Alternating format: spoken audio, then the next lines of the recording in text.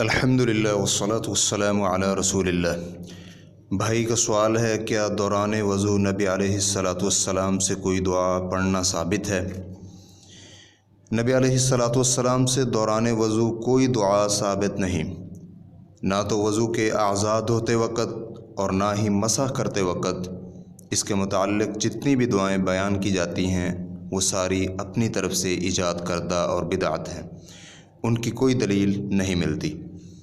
وضو کے آغاز میں بسم اللہ اور وضو کے بعد کلمہ شہادت اشہد ان لا الہ الا اللہ وحدہ لا شریک لہ واشہد ان محمدا عبدہ ورسولہ پڑھنا ثابت ہے۔ اس کا ترجمہ یوں ہے، میں گواہی دیتا ہوں کہ اللہ کے سوا کوئی معبود برحق نہیں، وہ اکیلا ہے، اس کا کوئی شریک نہیں، اور میں گواہی دیتا ہوں کہ محمد صلی اللہ علیہ وآلہ وسلم اس کے بندے اور رسول ہیں۔